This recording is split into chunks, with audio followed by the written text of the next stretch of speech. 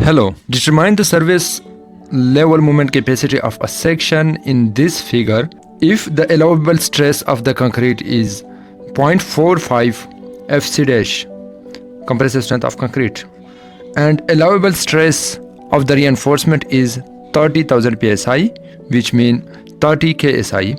Use the area of reinforcement from the problem, which is for number 11 bars. So in step 1, consider the cross section of the figure. We will consider the whole cross section of this figure. Calculate the surface level moment capacity if the concrete. So if we will calculate surface level moment capacity with steel and without steel. So if the concrete compressive strength is 4000 psi and allowable stress of the concrete is 4.5 and 4.5 FC dash. This is not under root FC dash, so it is FC dash, and the allowable stress of the reinforcement is 30 ksi, and the reinforcement is used for number 11 bars. In first step, we will calculate the modulus of elasticity of the concrete, and first evaluate if the section will crack based on allowable stress of the concrete. Then determine the reinforcement ratio and the value of K in order to determine the surface moment capacity due to the concrete and due to the steel, and we will determine maximum surface moment capacity of the section.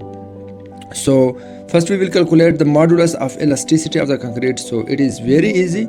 We have solved previously. This is the formula of modulus of elasticity of concrete. So 57,000 under root FC dash. So 57,000 and the compressive strength FC dash value is 4,000 psi. So if you put 4,000 FC dash as 4,000 psi, we will get modulus of elasticity for the concrete will be 3.605 multiplied times power 6 psi. And then we will calculate the allowable stress of the concrete. So based on the compressive strength of the concrete, so the compressive strength of the concrete, we will find allowable stress of the concrete. So FC equal to 0.45 FC dash. So FC will become allowable stress of the concrete will become 1800 psi. So the allowable stress of the concrete is significantly less than the compressive strength of the concrete, so thus the section will crack first. If this allowable stress of the concrete is greater than compressive strength of the concrete, then the steel will yield first. Okay, no, in this situation the concrete will crack first. Now we will calculate the modular ratio. The modulus of elasticity we have of the steel is 29, which is given in the question, 29 multiplied times power 6, and the modulus of elasticity of the concrete we have find it, which is 3.605 multiplied times power 6. So the modular ratio will become 8.04. okay, in next step we will calculate the area of the steel. So the area of the steel, which is given number of bars multiplied by area of 1 bars. So there is 4 bars and the area of number 11 bar is 1.56, which we'll take from the standard. So the total area of the steel in this section is 6.25 inch square. Okay, after that we will calculate the effective depth based on the figure clear cover. So YS is the clear cover. This is the distance from the bottom of the reinforcement. This is the bottom and to the extreme fiber of the beam of the section. Okay, this is the bottom of reinforcement to this. This is 2.5. So the total H is 24. Okay, so minus 2.5, this will become 21.5 inches.